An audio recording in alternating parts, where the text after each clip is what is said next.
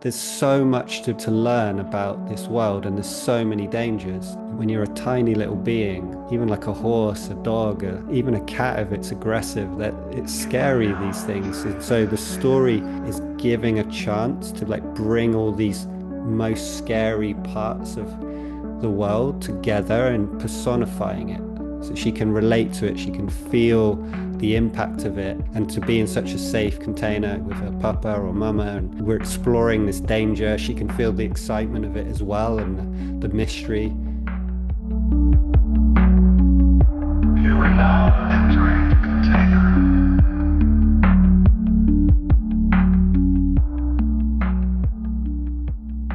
The container is now open. Today we're talking with Sean Wilkinson, co-founder of Transformational Connection, about family dynamics and archetypes. Conversation is really kind of frame breaking, I think, and for a lot of the ways that we examine and try to live in our families. And I think, has the potential to be really growth inspiring. I'm excited, and I know Sai and Sean have really set up the table for this conversation, and I've only gotten bits and pieces, and I'm like very eager to dive in now and have the full meal. Before we do that, though, I would like to thank our patrons. They went to patreon.com/the container, and they make small monthly donations that keep us flying in Lear jets, riding in limousines, those kinds of things. Um, Walking yeah, down the red carpet. yes, with our alligator shoes. So, with that, Sean, welcome to the container once again. Yes, thank you guys. Great to be Mhm. here. So before we dive in to family dynamics and how we can use like mythic archetypes to, I don't know, like engage our families and parent and yeah, inspire growth with our loved ones. I think that the first thing I want to set is, what really do we mean by archetype? Yeah. Yeah, that's kind of like the podcaster, like the businessman in me is like, okay, Webster's That's, dictionary. What? yeah. Yeah. Well, off the cuff, I would say arche archetypes or stories are like helping us find deeper patterns in life or deeper truths that kind of usually have like a very long history, or they have ancient roots. It's like we can find them in our old stories, they re-emerge in our new stories, but our new stories often have a twist that are more related to our context now, but there's still a connection. And I liken it to like if you get like a psychological analysis, you get these kind of sentences and they're kind of measurable, and like whereas an archetype is more like a beautiful painting, and you could look at it for 1,000 years and it would still reveal new aspects of reality to you. Mm. It's like when we talk of like the king or the queen archetype, we're saying the king and the queen, it's like two words, but like the richness inside of that symbol is unbelievable. It's like a role of authority, it's the sovereign, it's the representative of the divine in the human form, it's the yeah, the bad king, the good king, and there's so much inside of it. And I also think there's a link with, because when you get stuff that's very logical, like I really see this difference between like psychology and archetypal. And we spoke a lot in another podcast about circling from kind of the witness and circling from like your deep aliveness. And I think the deep aliveness is more accessible through archetypal imagery, whereas a witness maybe it's more, you can be more kind of mindful or maybe a bit more rational. Um, and so Mm. the archetypes giving us access to, yeah, a depth that is much more imaginal. Mm.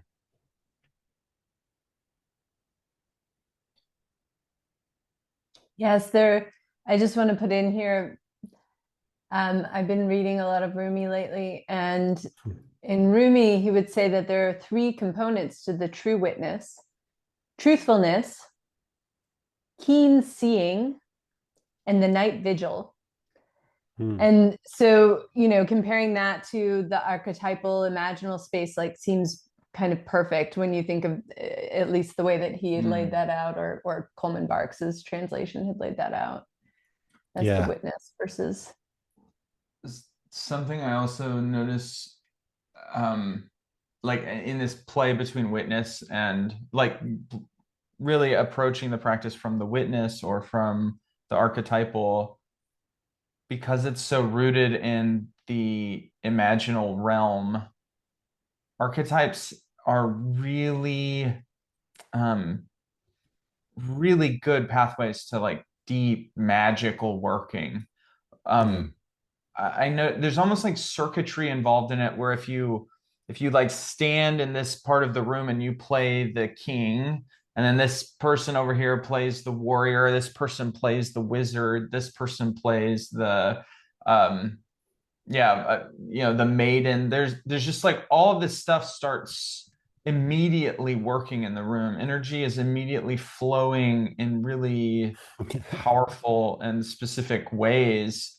Um, and it takes on the taste of magic where things will happen that are in the scale of, or like that they'll be related to. So like kings, would wear purple, and they have a scepter, they have a crown, and a crown can mean many things, and a scepter can mean Yeah. many things. And there are all these like a million little details, like the painting you're talking about. There's like all these million little a wave of details that can come in and fill it in different ways, but it's very like magical and a lot of power and flow. It's just so juicy, just Yeah. Yeah. stuff to it. And in this, there's also like Dawkins had some interesting dialogues with Peterson, and Peterson tends to be very archetypal, and Dawkins is very rational, obviously. And he would say something like, "You're drunk on the archetypes or on the symbols," and that there is some truth to that. So the kind of vulnerability of like going into the archetypes is you might access the more psychedelic, dreamlike aspects of our experience, which I think are very real, transpersonal. But you can also be in magical thinking, and that's Mm. a kind of an earlier stage of our logic. It's like, what a small child has, and when they're not able to abstract very well. And so, yeah, when they walk down the road, the clouds are like walking with them, and and animals can talk just like we can, and that's just all very real because they haven't made those boundaries yet. So I do think there is a way we can also be rigorous or something around archetypes so we don't get lost in the kind of fantasy.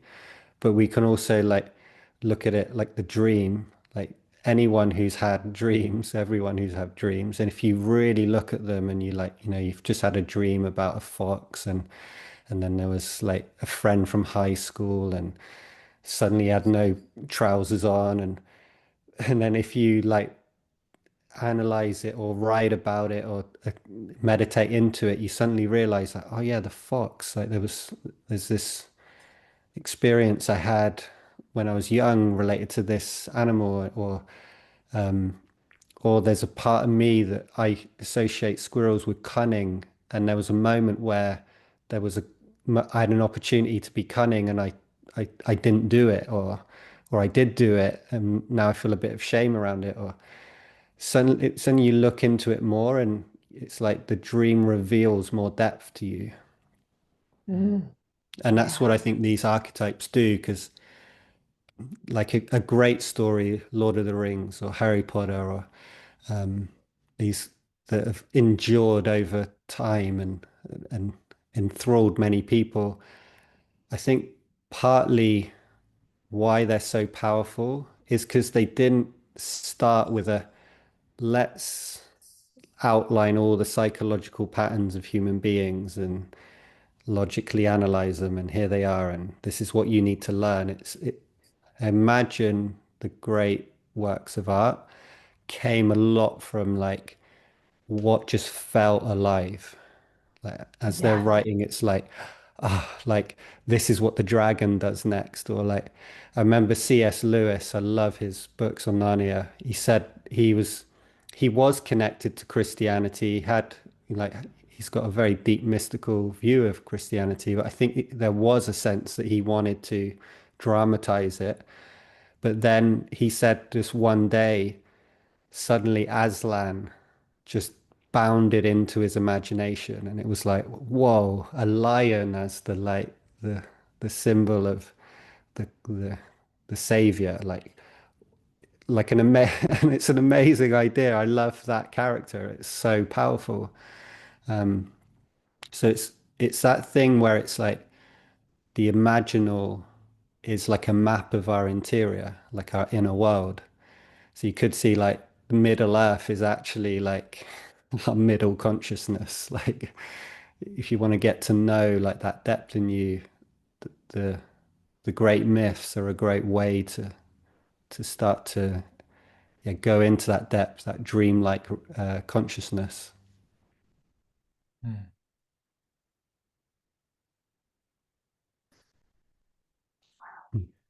Yeah, so I feel like we've well set up kind of the tool we're going to be using to enter into family dynamics. I noticed I have like a potentially like 10-hour conversation launching about wanting to defend the superiority actually of the archetypal view versus I don't know. I have like a lot of I yeah. think there's this, it Yeah. strikes me that there's something that's really important about the witness because it's grounding and it's like bringing you back to reality. It's like just going back to those three components from Rumi, like keen seeing, like actually seeing what is really here in the physical plane, like right here, right now.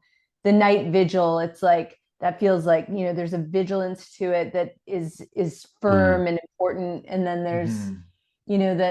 that the play is like, how can we learn to toggle between, in a balanced way. Though Yeah. I my definite preference is Mhm. the Well, just archetype. just on that, like my experience of Rumi is in in when we talked about the witness before, I would see that more as kind of mindfulness. So it's like Mm-hmm. that first thing when you start to become self-aware and you can be aware of your thoughts, you can be aware of your sensations, and suddenly it's like, whoa, there's a lot more subtlety to my experience. I think where Rumi's writing from, I would call more source. It's like it's the deep kind of Yeah, consciousness that everything's being experienced in, and like it's an identity beyond our normal personal sense of self. So it's so the that I true witness with a yeah, capital T. yeah. So Yeah. that's I would yeah, that's where I'd see it more that way. Um, but yeah, I'm ready to dive in because yeah, we can talk about archetypes, but yeah, actually looking at myths is the best way to experience it. Did you have some juice to where to begin? Yeah, I'm interested in this kind of mind meld you guys have had around using our archetypal resource, the great archetypal archive of human myth, as technology for the family life, Yeah. as like drawing on that as tech for parenting and not just parenting, but also the other way around, growing up and being parented and like yeah, this the family as the site of so much. It's the heart of civilization. It's the core of um, so much of our psychology and our living. And yeah, so how do we, that makes it extremely practical. And how do we draw in myth as tech for that?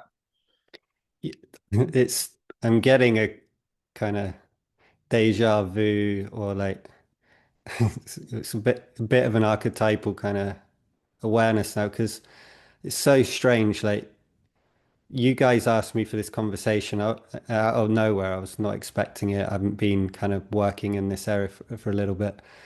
And just like 5 days ago, I just got back from Denmark and I was leading a SAS there. And one of the guys that was just in this beautiful, we had a beautiful venue. It was unbelievable. Like this old couple who still lead stuff, but they've made this, renovated this beautiful big, it's like the gardens are amazing. It's very good energy. It's very quiet. And this guy who just volunteers there is like, by the way, like just down the road is the place where Tolkien got a lot of his kind of inspiration, the nature, like when he was writing his book, apparently. I was like, okay, let's go. So we go for this like hour walk, and they call them mountains, but they're literally small hills. There's three of them, and they were tombs. So we walked up there, Hmm. and you can see this massive landscape. And I like this experience on top of like looking over a lot of nature, and you can obviously see all the kind of modern buildings in the distance and stuff, but there was a lot of nature, and there was a sense of like I can see why in the Lord of the Rings they have the trees talking because there's something of like it's almost like whispering to me, or there's some feeling I get at the top that's very hard to put into words of like looking at a landscape like that. And it's like I get images of human beings before there were buildings everywhere, like how they would have been like looking at this landscape. And yeah, and Mhm. when I'd meet some of the other, there'd be some, I was working with these kind of executive people. It was like a training for consultants, and I'd sometimes meet them up in the hills. And because they come from this more business world, which we're interacting with more, but it still feels like a different world. I felt like I was meeting a chief at the top. And we would like hug, and it would be, but I could really feel that energy of like, yeah, if you were two different chiefs from two different tribes, where there's so much danger possible with another tribe, like unbelievable danger. But then if you have a bond, like what that bond is like. So yeah, I was just having that experience just recently and obviously Tolkien. And then one of the guys was walking back with him. His wife wrote quite a, I think it's done quite well, a book in Scandinavia about how to read stories to your children. And part of like her inspiration was he used to read stories to his sons, two young sons. And like when you're reading to children, like I don't know if you've experienced this, Sarah, but like if they got the images and you're telling a story in a certain way, they won't go to sleep because it kind of energizes them, and then you're reading for a long time. I've got some friends who it takes them 2 or 3 hours to put their children to Yeah. bed, and I'm like, I can't imagine that. Like it's so long, even though I love that time. It's amazing time, but not that long. Not that long. No, there is a Yeah. certain container time where it Yeah. Well, works he was just beautifully. describing like and to our theme of he would tell stories to his son, and these characters came uh into their stories together as a family. It was like imaginal. They did read the collective myths, but they had their own family myth, and they're all like, his children are in their 40s now or 30s, and they're still talking about these characters. They're still bonding them. They've got such a depth. but he used to tell stories to his sons, and on their back he would like touch them as he was telling the story. So it's good if you want your children to sleep soon, that they don't look at the book or they kind of lie down, close their eyes and do it more imaginal. And there's a lot of connection in that, but they'll also sleep usually sooner. And so he would be like, yeah, so the wild horse, whatever it was, and he's here, and he would touch his lower back, and then he's got to go to the magical kingdom to see the wiry fox, and then he would touch that, and then he'd be telling the story while having this like tactile connection, which is like, I massage my daughter as well to go to sleep. It's been the last year. It's so beautiful. Just being able to touch a small child that you care so much about and have, Mm. yeah, that embodied connection. But this way we can use stories, combine it with connection and embodiment and ritual, like the bedtime story is a great ritual that I imagine's been centuries old. So yeah, so this conversation is coming at a time where this has just been happening, and I'm meeting people like this, so it feels good timing. Mm. Mm. Yeah, it's really good timing. And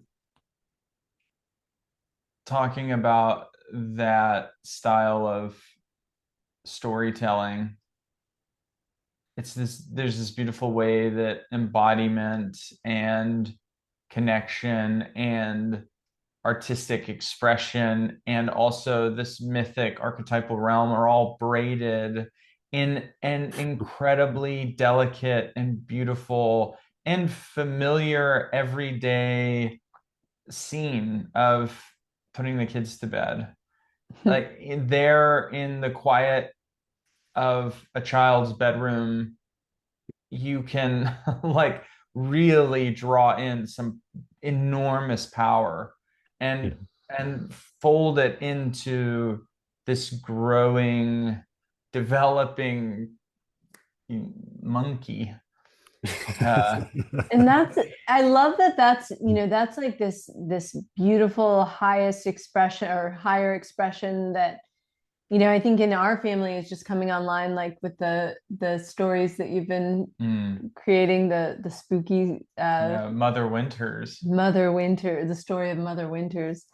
Um, but then it's even just reading the story to your child, I that has me it has me curious about like what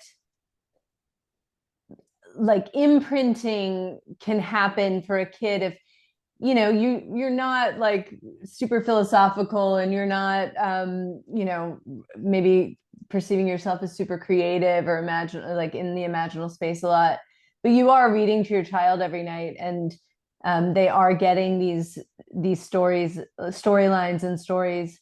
It just has me wondering, on a subconscious level that probably does something too, right? Mm, I don't know. Yeah, yeah, well, there's so much to it that it's sometimes not easy to tell the depth of like the archetypal depth of something, but it's so simple. Like, I don't know if you've heard of the Gruffalo. That was Oh, a yes, we have yeah, read that, the Gruffalo. right. So that was, I think that's quite modern. Like that came through. I think it's a British thing, and it was like that's really kind of captured the imagination. I mean, it's in America, so like it's gone global, I think. It's for at the least audience, can you summarize the Gruffalo a little bit? yeah. So the Gruffalo, it's at least I don't know if there are more stories, but the one that I was currently reading to my daughter who's 4, um, the it's there's the mouse is the hero. And then the Gruffalo is kind of the personification of all the things that are scary. So he's got a wart on his nose that's poisonous. He's got tusks. He's got grinding teeth. He's got spikes on his back. He's got knobbly knees and Poisonous breath.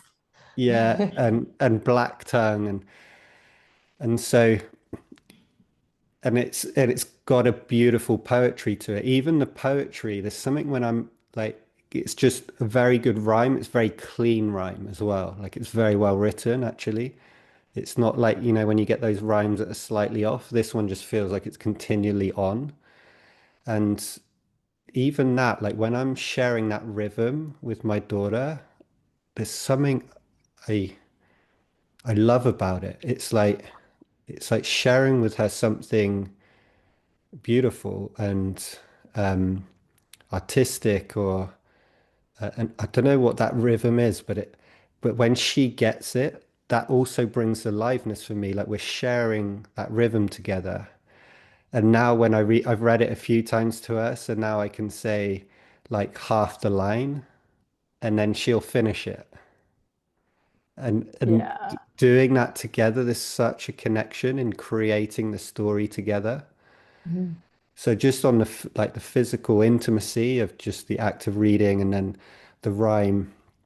But then in terms of archetypal imagery, like imagine again being four. Like this world is like there's so much complexity, like, you know, and it for my daughter, I think by three, I could really get a sense of her starting to kind of understand what's out there a bit. Whereas before, she's just in a like, I'm the center and I can just jump off a really high climbing frame and my papa catches me and I'm like, no, that's not how it works, please. Like, I will try my best, but please learn what danger is because it's, but now there's so much to be like to learn about this world and there's so many dangers. And so this story is like and especially animals. I mean, animals are incredibly like when you're a tiny little being, like even like a horse, a dog, like even a cat, if it's aggressive, that it's scary, these things. And so the story is giving a chance to like bring all these most scary parts of the world together and personifying it. So she can relate to it, she can feel the impact of it, but it's get sensitized to it as well, like start Mm. to relate to it and to be in such a safe container with her papa or mama and we're exploring this danger. She can feel the excitement of it as well and the mystery. But there's also like, I mean, what better than a mouse with this like great Gruffalo, and the mouse is like outsmarting everyone. So like the tiny little being is like totally playing with everyone to kind of, and it's kind of funny and humorous. So it's playing with the fear, but it's also like a way to engage it. And there is like a power in the small being that's navigating this. And I think there's more, but that for one is just like starting to see like it's a training for your little one. Not only is it Mm. this intimacy, but they're playing with like the symbolic world, which is representing the real world. Um, and if we just sat there like talking to her logically, like, oh yeah, it's really dangerous out in the world. Like, if you see a spike, it can cut your arm. And then if you see, you start dryly talking about the world, that's she's gonna well, she'll probably go to sleep fast, but it's gonna, but like this story where there's this mouse and he's like in the woods and there's this being that you mysterious being and the mouse is outsmarting the fox and the owl and the snake and yeah, and the Gruffalo, which is the big scary thing, suddenly is on his side and like. And then if you talk about shadow work, that's what we're doing when we're practicing as well, like coming closer to the things that scare us inside of us and slowly like turning towards rather than away. Hmm. Yeah.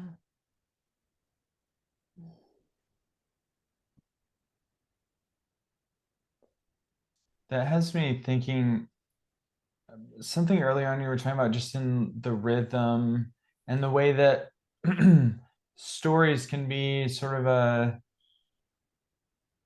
better way of teaching, definitely at that developmental level, but like stories never stop being great ways of learning and learning Yeah. really deeply and folding, getting like a lot of laminations in of like um yeah, and on many, many depths learning things.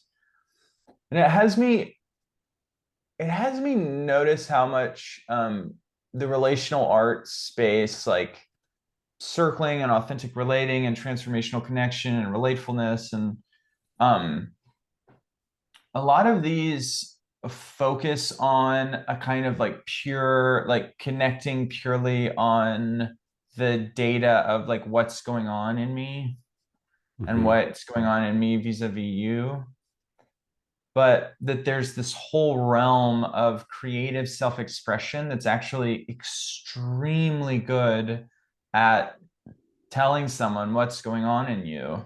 Hmm. Just like a story is really good at teaching a child like the Yeah. dangers and the wonders of the world, me singing a song or like reciting a poem or painting, like these are ways that we relate really deeply about who we are, and that there's a yearning I have to fold in more creative self-expression in Yeah.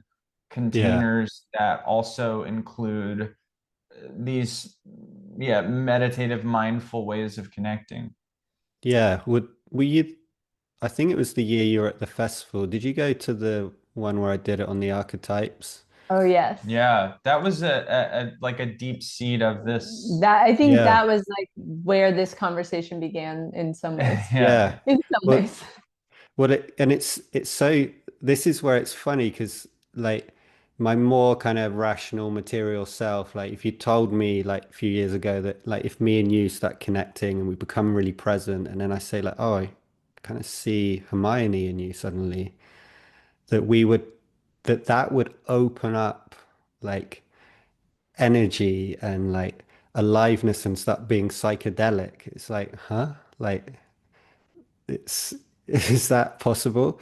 But it's so rich if you're in the right kind of presence and you're not just making it up to kind of be cool or like try and make something happen, but it just sometimes happens. I like, I look at Jonathan and I'm like, oh, I just suddenly saw like a eager warrior in you. And it just sometimes happens, and sometimes it won't happen for a while, but then suddenly it just happens. And we were playing with that where we took the Dune movies and I love the movies that capture our culture because there's always something to it. And then we were like channeling the different characters, and Hmm. I was giving a little bit of an archetypal kind of symbol of, the Harkonnen who are like, if you feel into that character, it's like the part of you that's like just doesn't want to give any bullshit and like just wants to grab and you're willing to deceive. It's like just to get what you want or to get more power, or the hero who's kind of got this special kind of power, but he's also troubled by it. Is that good for me to exercise that power? And this, yeah. So, and then watching people play that out, and it's Hmm. like they retell the story and it's so powerful. It's like, and that's again where the myth or the archetypes just helps you access parts of your experience that just wouldn't normally be open to you. Just in the same way your dreams at night give you access to to. I had a dream the other day that I came into my bathroom and my daughter was lying on the floor, kind of unconscious.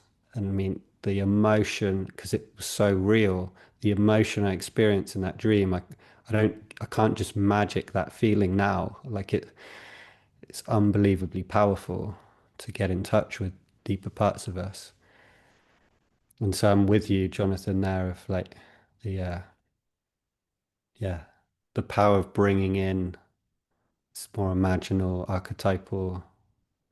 Yeah, something that's Yeah. had me really enthralled lately is the predator and the prey.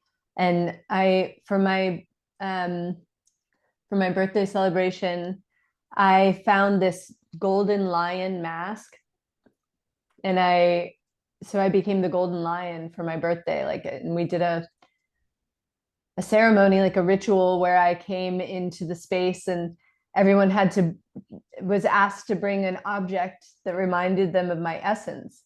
So everyone was sitting in a circle and I was the lion in the middle.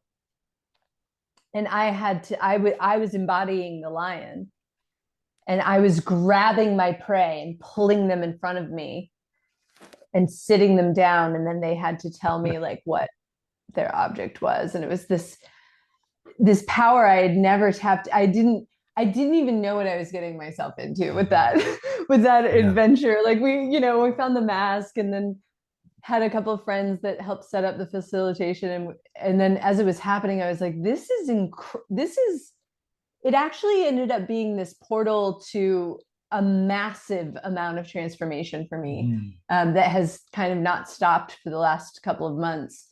And then at SAS as well, the lion came in, not in me but in someone else, and I was the prey. I was the prey, and so I was on this other side of it, and it's like in the field, it's there, and there's like if you're attuned to it and tapping into it and Yeah. interested in accessing those types of states, Yeah, it's well, all there. but this is where like I think it's quite easy to understand because I don't know why we were apes and then we suddenly had this self-consciousness, but it seems like self-consciousness and rational self-consciousness has a very powerful effect of sometimes suppressing our primal energy. Yes. And so, and it's very scary to feel, yeah, the terror of losing someone that you would die for, or like to the reality that it's still a reality in this world that a lion or a predator or even a person can harm you so seriously, like very quickly. So of course we've got circuitry and like things inside us that have been evolutionary designed to deal with this reality and to respond to it. So the story, the myth, and this ritual you did on your birthday is like invoking those very powerful primitive potentials. So no wonder you're like, whoa, this is giving me energy, and I feel a transformation's now happening in my life that I wouldn't have had access to if I was just, you know, just surviving in my rational reality. But for a true invoking of that primal transpersonal experience, the myth has to be, or the practice, or the myth has to be very good. And that's why the ones that are very good suddenly, is it 500 million Harry Potter's books sold? I mean, 500 million, it's like That's a crazy. lot. Yeah. During a time when no one reads books anymore. Well, Yeah. and I want to just say, I mentioned this in when we were discussing ahead of time, K-pop Demon Hunters. Yeah. This movie, it was released on Netflix, right? And it became really popular. Lots of people started talking about it. Milo started telling us about it and showed it to us and listening to the soundtrack. And then they released it for one weekend. They decided to put it in the movie theater. And it the amount of people, I think it was like 18 billion, not billion, million, some kind of huge insane number of people came to see just in the one weekend that it was released in the theaters. And like I go to the coffee shop, I hear everyone talking about it and they're talking about patterns and archetypes and shadows, and I'm like, this is like getting the language into the culture, even if it, and you wouldn't think it, it's like Milo will have a show on and I'll like not be, I'm just like, it's noise. But They then are this not all one, made equal. That's for this sure. one is, Yeah. it's like, changed our family. Like we'll do whole dance hours Right. with the soundtrack. It's Yeah. incredible. Yeah, incredibly uplifting. And Yeah, so um when they get the archetypes right and it's in alignment also with the current zeitgeist, it's the power of that is, well, we've seen, I mean, J.K. Rowling is, I mean, she's a very powerful person in our world at the moment. And yeah, from writing a book, you could say, but I think it's deeper than that. Like she channeled something and Yeah. she was rigorous actually. I did a lot of research on how she created that book and it's incredible the amount of rigor and the the background she had to write that. Um, yeah, and I'm kind of excited to go into like one of the myths with you guys. Uh, Yeah. the first one I want to touch on, especially for parenting, I touched on this with you before, but the Oedipus uh, myth is so like it's something I was aware of through Freud, and I knew he used that as like a symbol of the kind of infantile sexuality. So like in a family, there is something going on where the especially with a boy, he like wants to pull mum close, he wants to push dad away, and he can like but it's just a simple thing. I'm not so sure it should be uh, sexuality. I think it's just better to call it attachment. But like the energy a mother has, so she have a little child. I mean, I've got a daughter, but with a boy as well. Like that magical, unbelievably powerful. I've never seen a love like between a mother and a. It's so strong. And it obviously seems to feel very good to be a mother where your child is just like, Mama, like whenever you're there, they're just like, you are the pinnacle of life. Like, I love you. I want you near me. Like, I'm imagining that kind of feels good. And then, and then with the father, it's like, they it's wonderful to see that, and it can be painful if you're like always second best, and like and there's a way actually you're a threat to that the power of that attachment, and there's an instinct for the child to kind of bring you close, um, and there's an instinct in you to stay close and not and then so the father that dynamic I have seen in every family with children for sure. But then a few years ago, I went to uh, the the theatre, and I don't go often in Holland because I don't speak Dutch well. But I watched this show, and it was a modernized version, and then I was like, oh my God, this myth is not just about child like early childhood. This is happening in my life and all of my friends' lives now, adults Oh. with their adult parents. And so if you look at the pattern, it's like, and it's so powerful and it's kind of brutal if it's unconscious. So when you have the son emerging, especially as he comes into adulthood, it's very easy for the mother to be like your vision, like wow, like your potential, your vision. And the father gets like, yeah, you see all the failures of the father's vision.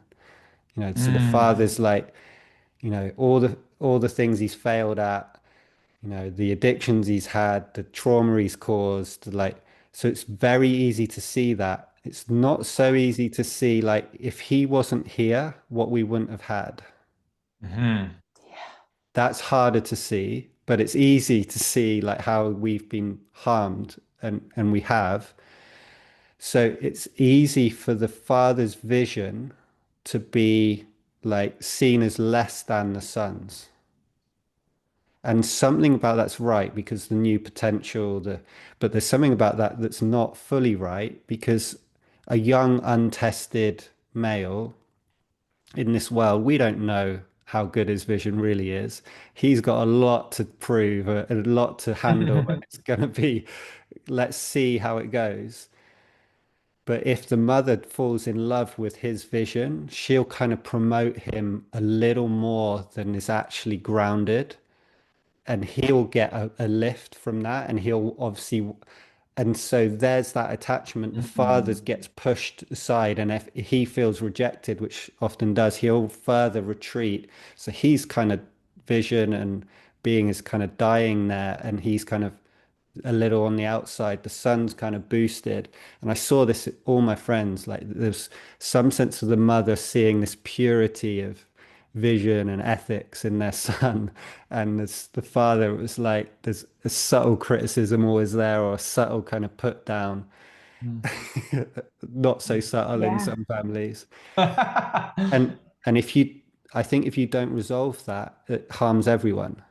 Yes. And Mhm. that's why at the end of this movie, the mother kills herself, and the father was already dead. And then it was funny that the main actor ends up in a kind of fetal position at the end as the theater closes. And I think that's right. It's like that's the part that's kind of was not being owned in all this kind of shining the light in the wrong way on each other, and getting too, like the mother and son getting too close in a way that's Mm-hmm. not right. And I think one way to resolve that complex is the father, for the young child as well as the adult, actually has to claim the wife back a Mhm. little, Yes. and challenge if there's like a little over attachment and a little holding on to the how amazing that is. But at the same time, if he dishonors that and tries to get that, he's also failed. But so he's got to create a boundary that's in alignment. So that's a challenge for the father, big one. For the mother, there's also like, yeah, not getting intoxicated with the attachment and maintaining the role as mother, and maintaining the intimacy with the father, and then the child, supporting the child to have boundaries, and to realize that mother's not his. And but also in the adult version, like to honor like what the father has held, and then uh yeah, the mother like being more grounded in like how much she's promoting the son's vision, and letting him have his challenges, and finding out for sure, because your deeper ethics and the manifestation of what you think you can become, you're going to get so tested on that. And you can say, your son's like, very nice with you and he seems to be honest. It's like, yeah, but wait till he gets like an opportunity, or he's under so much pressure and you're not there, like that, then we're going to find is where his real ethical development's at, Mhm. especially if he's not working on it because he's been so doted on.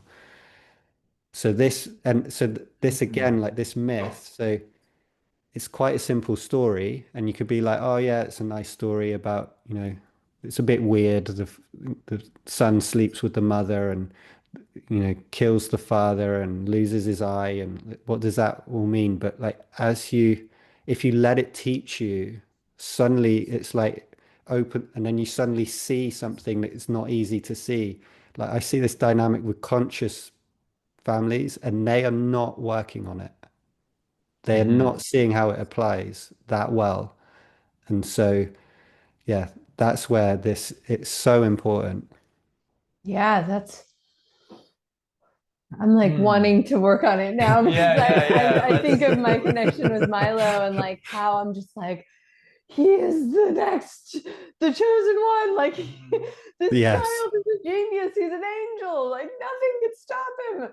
I see there that the challenges of individuation and like even for the mother and then he'll say things to me like, you love him more than me, you love Jonathan more than me, or um Yeah. that kind of thing. And like all of as you were describing it, I'm like, oh, that's happened, you Yeah. know fast forward 10 years. But so I appreciate this. It's an interesting element of this that I haven't really thought a lot about is the like when you graduate it to the Oedipal dynamics, not as the child, but as the adult, the young adult male. Mm-hmm. And there's this way that if the bond between the mother and son is too overwhelming, like a mother's energy is really good at doting and like saying yes and being like very positive. And if that is overwhelming and the father's is not enough involved, the son will not get the corrective Yeah. hardness that he needs to actually live up to the mother's vision of him. Mm. Yes. It's like Nice. when he's 25 and he's Yeah. faced with like, well, if you lie a little bit here, this will like go a little bit easier. And it's like, well, I've never had like hardness to train me to be like disciplined. I just want Yeah. it to look good. Like looking good is the best thing in the yeah. So then there's this way that yeah, the father making sure that his it's not just sternness, like that's a simplification, but his magic, the masculine magic can be in there too. Yeah. It's like that, yeah, that is the Maybe missing ingredient from a lot of our culture, like, or, yeah, you right, know, Yeah. underdeveloped aspect or right. something. Yeah. Well, Yeah. you see that in a lot of the myths as well, like the the the one that Peterson always talks about with Horace and is it Osiris, which is kind of the old father who gets kind of chopped up, and part of the myth is the new hero has to go back to the underworld to bring back the old father Mhm. but with a new eye, a new seeing, kind of reinvigorates it.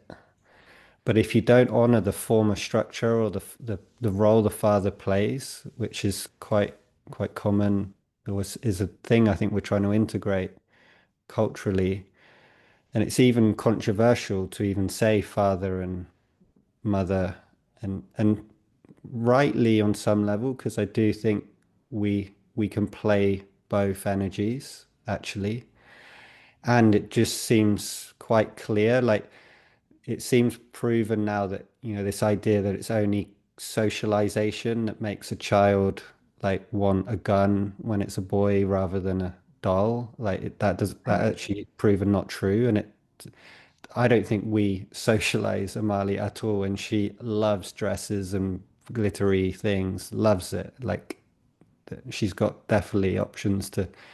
But I also think for the father, I actually get pleasure, eat like a lot of pleasure in a way, like from saying no and then getting challenged and then Mm. staying with the no. Or we're out in the playground and then she's trying to jump over this distance and it's a bit dangerous. She can hurt herself. Mama comes along and she's just like, "Come here, I'll help you," and they're all like mushing up to each other. I'm like, "No, get back. You can do it. I'm just enough close that I might be able to save you. I will if it's really serious, but I'm not gonna like make it easy for you." And holding that line is so powerful. I've done a lot of coaching with women that had struggles with their fathers, and when they hear this imprint of a father that's helping you navigate the challenges of the world, they're like crying with like longing. Like I would have loved to have a father that was kept me on my edge, challenged me to go when I was like caving and getting too overwhelmed with the fear. Like a father that continually encourages but stays on the line. It's not just pushing you and making you live out his dreams, but like yeah, seeing you where you're like wanting to face the world and being a buffer. Yeah. That energy is just so important. And yeah, and Really then doing that a lot. That's a natural dynamic. Yeah, that That's and I it's see pleasurable. Jonathan really like living into that, like what you're Yeah. describing.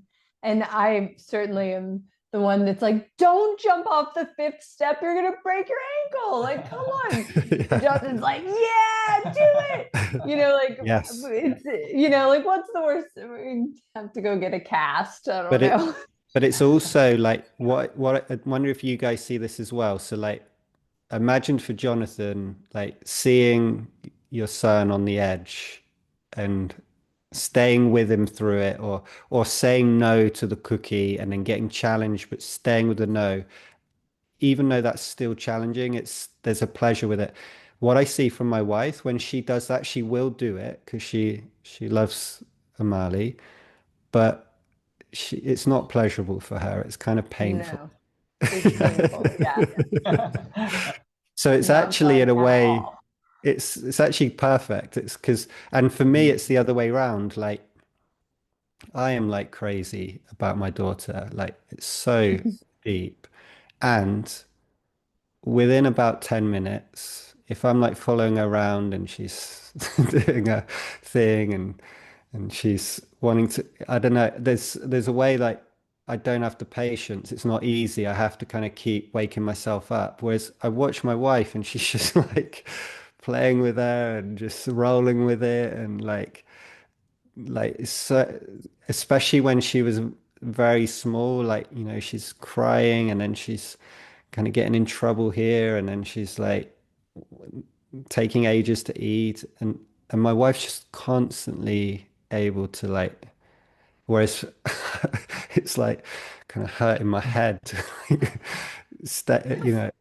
I'm but feeling so but validated right now. but when that becomes okay, it's like re-challenging like, this feminist ideal of like, yeah, we become equal, but it's like, no, if our circuitry is like, I'm getting pleasure from doing this thing that you find difficult, and you like it when I do that. And I'm the opposite way around. I love seeing her getting that unconditional love. It's like, yes.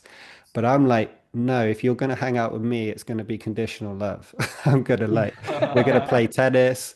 We're going to do press ups. We're going to read stories. Putting on the armbands, like Yeah. I love that. Yeah, it's like there's almost a way you could think of it as like unconditional love and unconditional support. Yeah. And Yeah. it's like, yeah, and that I will never I've this issue has come up with the teenager where I will be like, we are not compromising on a value, an ethical value Yeah. that everyone else is famously Oh my gosh. the So the fast pass at the so you can pay extra when you go to a theme park with roller coasters. You can pay extra to cut in line.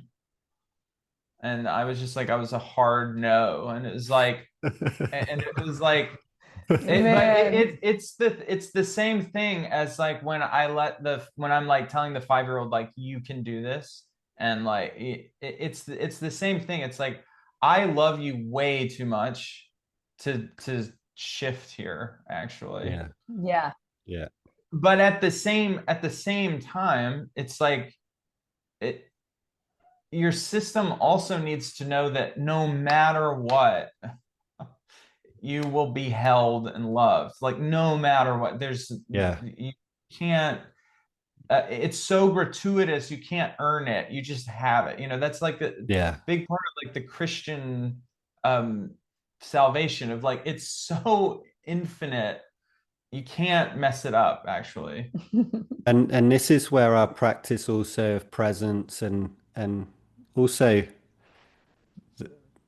again honoring the masculine structure, like where we're at now is we can see the limitations of feminism now, so we're kind of like like that restricts us in ways we don't. But hang on a second, like the way that's created a context where we can play full out together has been amazing, and to challenge Mhm. inequities and all these things is like it's when you're kind of that's already integrated and then you can like definitely critique the limits of postmodernism and the problems of wokeism and stuff. That's quite easy to do, but wait there, like it also gave us this, and in that way, the like it's not like I'm going back to traditional and I'm like just the father and I do all the boundaries, and because there's been moments where the fact that we can connect and challenge each other and be like there was a moment where I was holding a line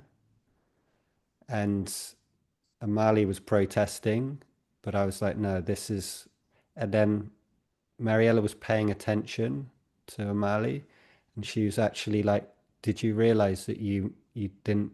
She wanted something else. And then when I saw that, it was like it brought tears actually, because I could see the Mm. innocence in her. I was holding a line, but it was the wrong line. Mm. And so it Mm. was like my wife woke me up there to my daughter, which is such a gift actually, and it's humbling, but and so then I could reconnect and be like, look, I need to apologize to you. I didn't understand you. And then, the tension release. So that's where the line was kind of misdirected. And but then there's been other times, like I remember we woke up in the middle of the night and we were staying in Portugal, and we were sharing this big double bed, and Amali's crying in the middle of the night, and then she wants a book, and she want and my wife's like already ready to give her what she wants, and then I'm like, no. Mm. And so, and it was hard because the energy was to like, and I was like, no.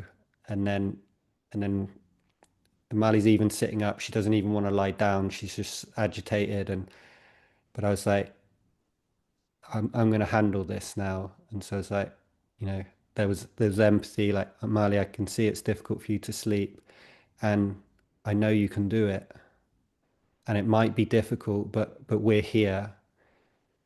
And so what I want you to do is when you're ready, you're going to lie down, and then you're going to get calm, and then when you're ready, you're going to close your eyes, and then Mm. you'll go to sleep. And then she cried a little bit, but then I was like, it's okay if you're not ready, but when you are ready, you're going to lie down and you're going to get calm, and then you're going to go to sleep. And we did that for about 10 minutes, and then she just went to sleep. And Mariella was like, like, because she would have been up with the lights on, you're reading a book, and now she's awake, and then you've got to read through it. It'll take half an hour, maybe longer. Whereas it was like just very clear, and there was a learning, like she could bring herself to regulation and sleep. I mean, it was with support, but it was a step closer to that. So, Yes. and sometimes I've had to do that where I've stood up against the unconditional kind of, no, no, we can, and I'm like, no, not now. This is to the point where we've had some quite big challenges around that.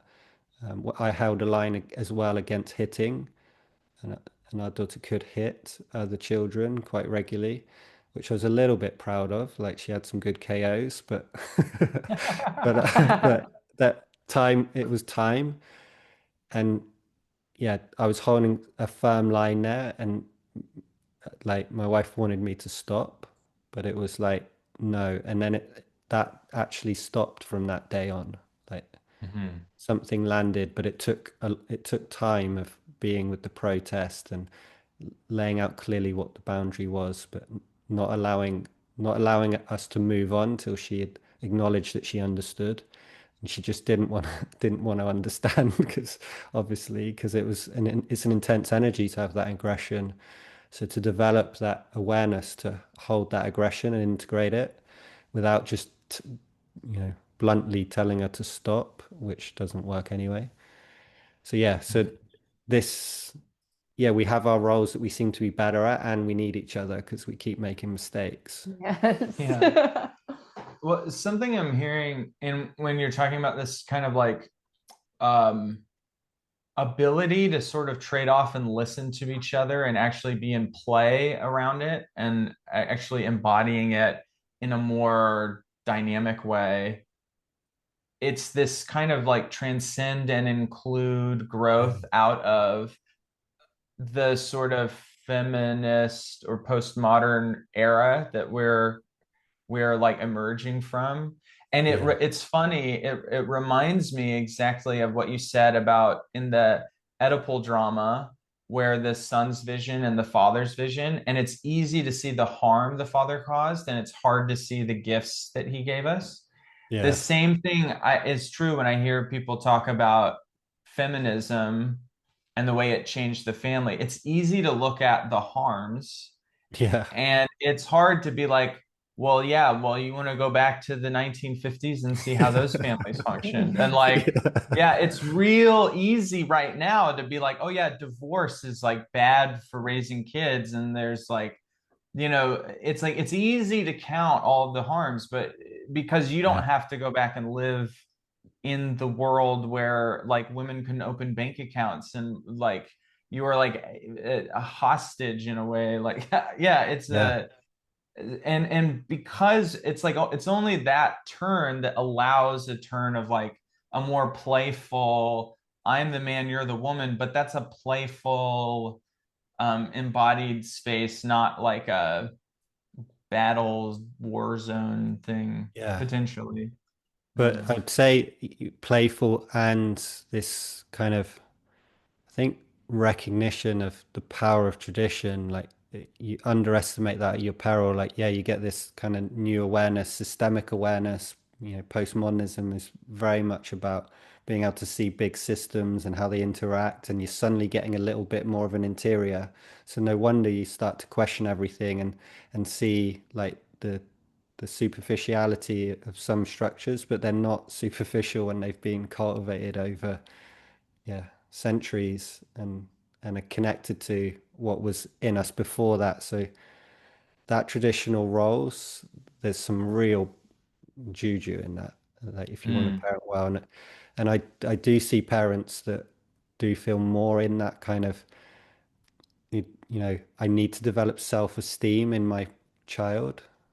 So constant praising, allowing them to like have what they want, and you know, uh, not imposing any kind of structure or like yeah, what sport do you want to do, like, or what thing, like it's always like deferring actually to the child's leadership. Hmm. So, Instead but of like, cultivating. yeah, well, like Jonathan said, like, yeah, if we go back 60 years, children were kind of manhandled into what they should do, and it's brutal. So now we've created more freedom and like more awareness of the uniqueness of each child and how we can project our own failings on them. And but at the same time, like, yeah, we also know quite a bit about what it takes to master something, or what happens if yeah, you don't do practice, or um, Mm. and Right. we know something about the learning process, and yeah, so yeah, that combination is really important. You are now entering Is there a a container. is there a myth you guys are most excited about? Any what? Myth you guys are most excited about? Mm. Get into one of Mm. the big ones. Jonathan, What's the question? the myth, Sorry, I'm a myth arriving. that you're most excited about or that like lights you up. Hmm. I guess does it need to involve the family?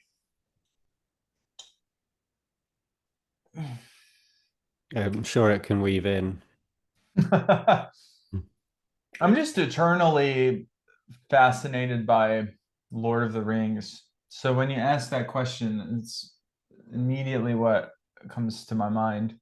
But if that's not alive for others, I'm not married to it. I had a I had a big realization about Lord of the Rings actually that might be interesting to explore.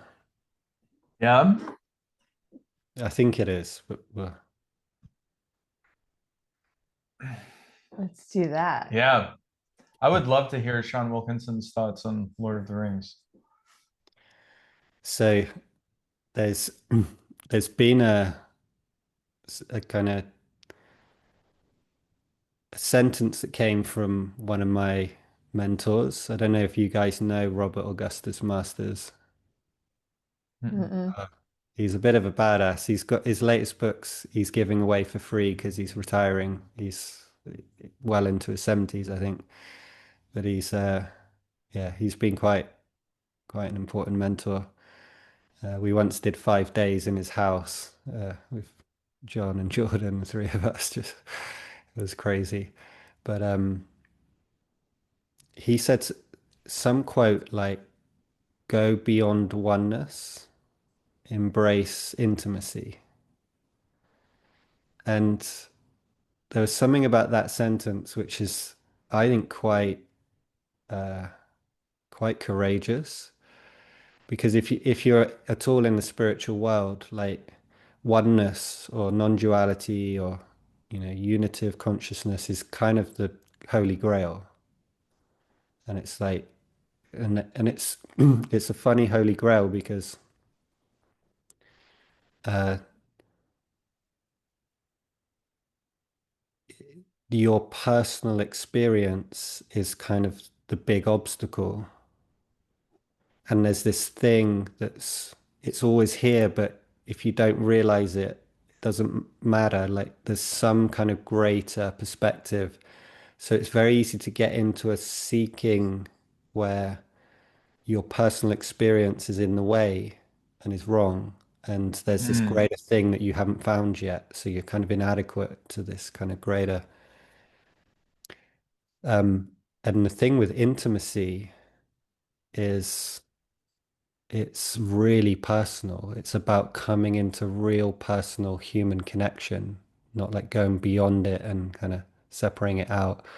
But my experience of doing both practices that are more kind of based on oneness and ones that are based on intimacy, is the intimacy ones have got like a lot of voltage. Mhm. It's Mhm. like you do deep trauma work, you do archetypal experiencing, you do open up to awareness, you do interpersonal dynamics, you do your attachment styles. Like there's so much that actually opens up if you start to explore an intimacy. And the oneness is more like, yeah, that kind of deep letting go or that deep identity opening. Yeah. And I don't want to downplay it too much because I'm not sure if intimacy is necessarily totally above oneness, but it having its place feels really powerful.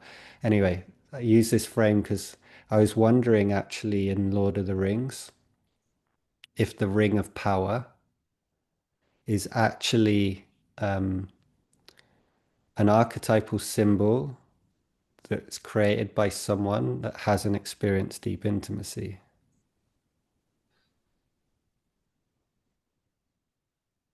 Mm. And so, because what I see in that image, and the Lord of the Rings is an amazing myth to explore the kind of realm of like addiction. Yes. And so, I just, you know, the Ring of Power, it's like the ultimate thing that you can get addicted to, like the like the thing that is kind of controlling everyone, where they lose themselves and they'll kind of fall to like unconsciousness if they kind of grab onto it. And so, and then you see this whole kind of myth is like the the being that's most trusted to take the ring of power to the place where it can actually be integrated or melted is the source from where it was made, which is in the heart of like the deepest part of the consciousness, right at the core where the unconscious or evil like yeah grows from. Like you've got to take it right back to there, and the being that you trust with that is not the great warriors and the great visions. It's actually the humble, innocent, childlike, traditional kind of hobbit. Mm. And so, but in this image, the thing that I've like, I wonder if there's some element of like a transcendent kind of story, because it is again like the ring of power. It's like the personal experience. Whereas what I find with intimacy is the places where we're in pain and where we feel our power and we want to hold on, that when we take that into intimacy, it actually becomes a place of like transformation. Like we actually want to include those parts in intimacy. Like we don't actually want to kind of melt them away. Well, in a way, they become melted in the intimacy, I suppose. But I wonder if there would be a different myth if J.R. Tolkien was actually more in relational practice.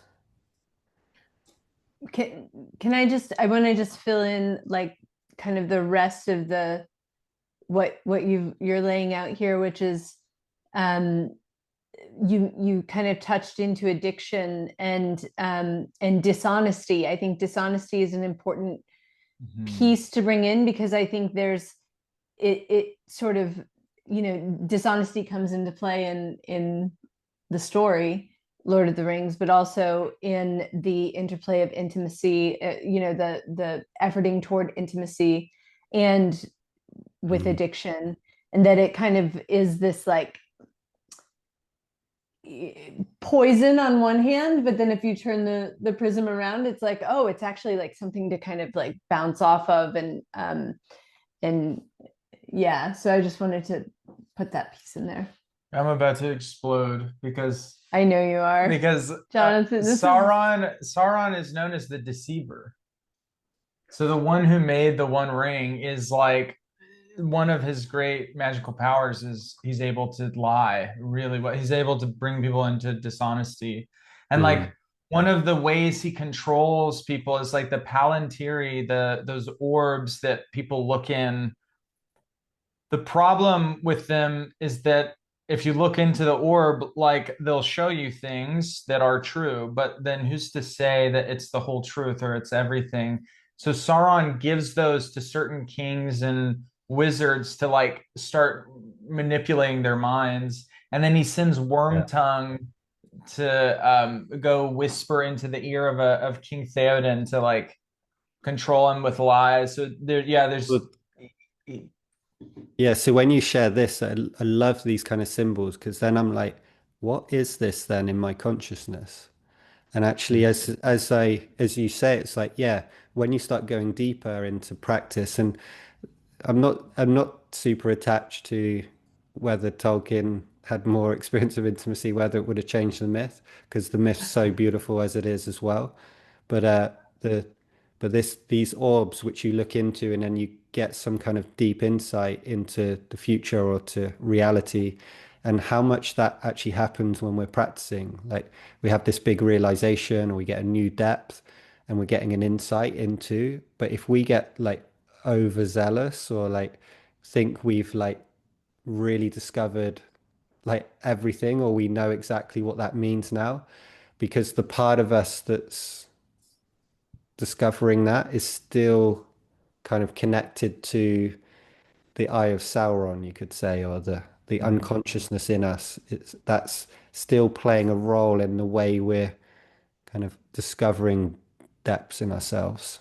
And to really unfold or bring into full consciousness kind of the way we kind of fundamentally are like separating or suppressing like our truest life force.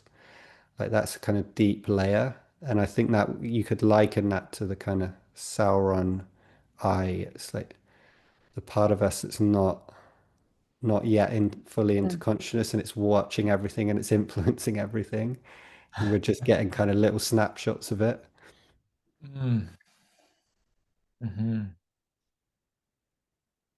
I have no idea what you're talking about.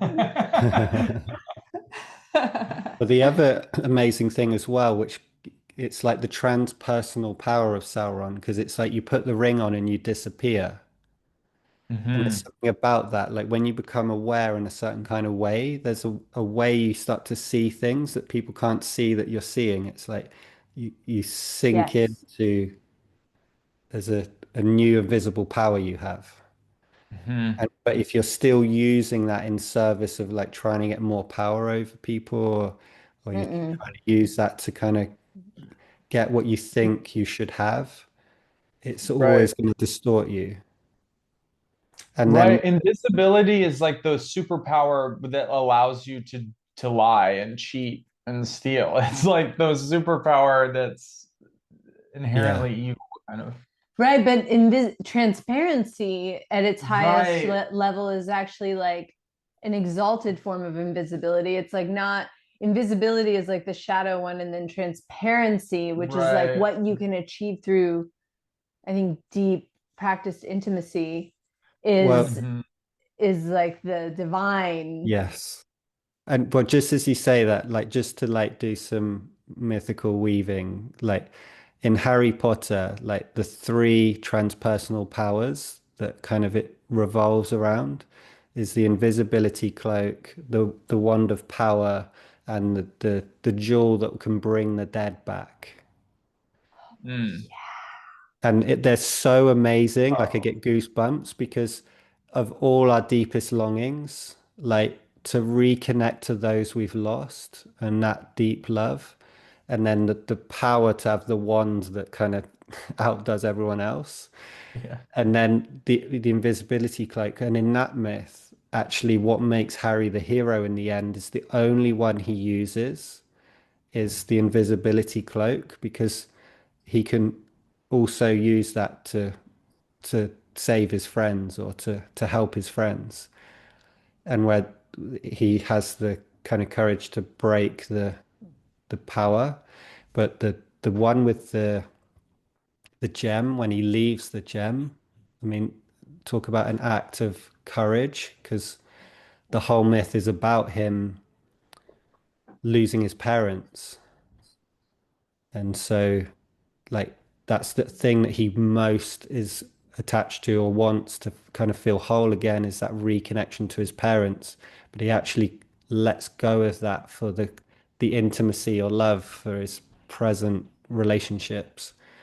Mhm. So yeah, that kind of yeah connects back to what we're talking about with the Lord of the Rings, where this invisibility, it's like which I think is a good symbol of like presence because it is like we could say we're present now and we could maybe be a little more present. And if you notice what you do when you're present, there's something invisible, attention, whatever that is. It's like it's invisible and it kind of creates so much.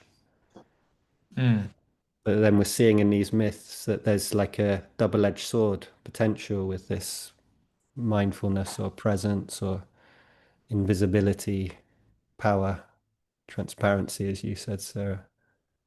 Yeah, it's interesting because like in The Hobbit and Lord of the Rings, the hobbits will use the ring to get out of trouble.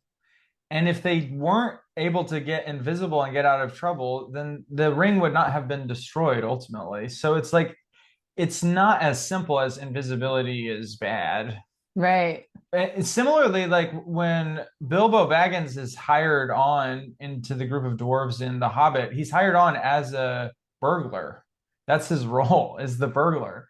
And it reminds me of this thing I've been working on lately of looking at circling as a practice of truth telling rather than like present moment awareness.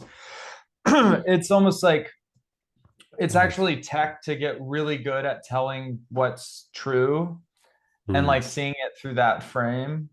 And then Mm. I've been feeling a lot into dishonesty and noticing that there's actually there's lies that are dishonest and then there are lies that are honest. So there's the like hiding Jews from the Nazis, and when they come knock on your door, you're like, no, we don't have any here. Yeah. You in your mind know that you are lying and you know the reasons why you're lying, and you're using that power of invisibility to like do what you think is right. Yeah. And what I'm learning now is a lot of lying is not intentionally being like, I don't, you know, they need to not know this. They need to think it's that. So I'm going to lie. Instead, it's like if I'm lying to Sai, it's like, here's this can of seltzer water that I have. And then I'm like, in front of her, I'm like, there is no seltzer water. And I'm in front of her. She knows I'm lying. And I know I'm lying, but we're like entering this dishonesty field of like, we're going to live in the world where the seltzer water is not right here. And this is why often I think when you call people out on lies, you're the asshole usually in the group. Like if Mm. you're in a room full of people and someone is clearly not telling the truth and everyone's going along with it, if you call them out, you're the one who's like doing something bad because everyone is in on this dishonesty thing, this trip. Everyone gets together. Right. And and Mm. and so it's like there's this way that the ring, it's like you can use invisibility in honest ways, weirdly, but then you also ultimately it's like um yeah, there's like forms of invisibility that are inherently anti connection or something or damaging, or I don't even know how to put it. I don't want to say bad for some reason because it's like that feels like we must be above saying something's good and something's bad and we have to Well, be.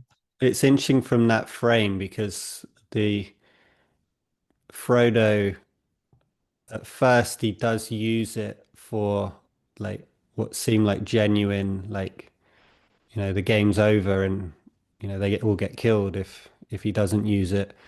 But then in using it, there's times where it starts to like tempt him, where now it's in the more uncertain whether this is a good move or not. And so like even doing it in service of the greater good, there's still then like there's a temptation there then to use it. And in the end, like, yeah, he gets seriously, well, he gets overpowered by the ring. And Mhm. but then the dynamic between him, Gollum, and Sam was essential to complete the task, like the love of the loyal friend that puts friendship above power, or like is willing to be with you like in honesty all the way. But then the Gollum who's like, all the kind of shadowed parts kind of manifest, but he knows the way to Mordor. He's the only one. Right. Like without him, like, and that's like the part of us that is like that, that's kind of all decrepit and like embodying that energy. I've had that in circles where it comes and I feel so ugly and like ashamed, and but like if you stay in it and connect, it's pretty amazing to have someone be with you. And Frodo had that with him. Like he could see him a little more, and he got that seed from Gandalf. It's like Hmm. be very careful, like when you think you're able to judge even to death another being, just be careful with that one. And he takes that seed and and that creates a connection to then, because the part of us that is kind of very hurt and like kind of in our unconscious, I think that part of us does know the way to Mordor inside of us. Like if you allow that side to become present, you allow that shadow to emerge, it's going to bring you to a deeper source in you. Mm. Hmm. So like you Mm. actually need that part of you, but in a way you also need the part of you that's like, no, like, Sam's ready, but overzealous. Like he would kill Gollum. He hasn't got the transmission so between them, it's like you got the loyalty and the boundary, but you've got the willingness to see the innocence even in the evil, or the unconscious. And then you've got the unconscious who's kind of acting out, but actually has the seed of the direction of where to go. So it's like beautiful interplay. And that was what was needed to do the most dangerous part of the journey. Ah. And yeah, what's so beautiful too is that it's like you would think what you would need to go into Mordor would be a tank or something. But it's the absurdity of three little creatures, all of them little, two of whom are at each other's throats, one of whom is lying the whole time trying to, I mean, at least half of Gollum is the Gollum half of Gollum is trying to like Mm. sneak away to steal. But it's actually these that can escape the eye of Sauron and get to it. It's like it's so it honors something so deep Yeah. by them being little hobbits. Yeah. I like the way you described them as childlike. Yeah. And it's the They're power not of in the child. resistance. Sorry.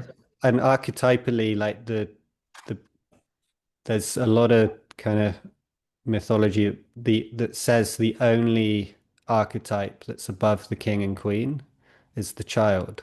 Mm. And that's like to the part of us that can enter actually the deepest realms that we can wake up to is actually our innocence. And that's where you can talk about the second innocence, where you go deep enough in your practice that your innocence that you felt as a child is re-emerging, but it's emerging with all your experience you have now as an adult. But you suddenly got access to this play again, but that innocence is actually what you need because it's like, yeah, using your frame, it's so honest. Like, just like, my daughter will she'll like you or she won't. And if she doesn't like you at first, you have to like tune in with her. Otherwise, she's like the innocence will sense, and it's just brutally honest.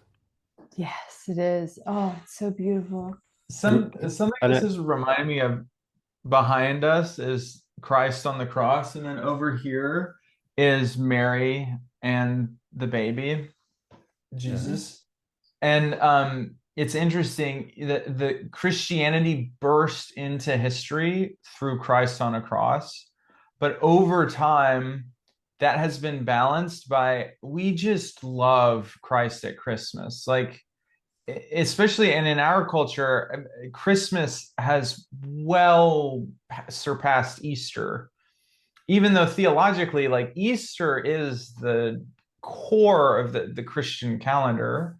Um, Come on, like Christmas, there's something about the baby Jesus that the birth, that yeah, right. And just you talking about like the child is above the king and queen weirdly. It's like, yeah, baby Jesus. I mean, I think that's why we love, I mean, one of the many reasons we love the Virgin Mary so much in the Catholic Church. It's like um she's just holding this baby who is like, if you've ever known a baby, it's not hard to believe they'll be the savior of humanity. It's yeah. like not a stretch at And all. I think it's and like also symbolically true. Like, and I actually have 6 minutes, so let's see what we can do. So Yeah. it's Land the plane.